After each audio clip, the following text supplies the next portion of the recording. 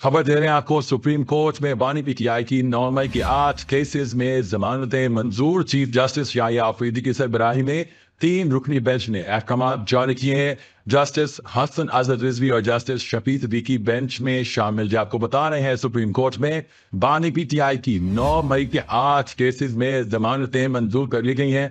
आपको बड़ी खबर दे रहे हैं, सुप्रीम कोर्ट में बानी पीटीआई की 9 मई के 8 केसेस में जमानतें मंजूर। चीफ जस्टिस याहिया अफरीदी की सरबराही में 3 रुकनी बेंच ने अहकाम जारी किए। जस्टिस हसन अजहर रिजवी और जस्टिस शफी सिद्दीकी भी बेंच में शामिल थे। बानी पीटीआई की 9 मई के 8 केसेस में जमानतें मंजूर कर ली गई। सुप्रीम कोर्ट से बानी पीटीआई की 9 मई के 8 मुकदमात में जमानतें मंजूर कर ली गई हैं। चीफ जस्टिस याहिया अफरीदी की सरबराही में 3 रुकनी बेंच ने अहकाम जारी किए। चीफ जस्टिस याहिया अफरीदी की सरबराही में 3 रुकनी बेंच ने यह अहकाम जारी किए, जिसमें जस्टिस हसन अजहर रिजवी और जस्टिस शफी सिद्दीकी भी शामिल थे।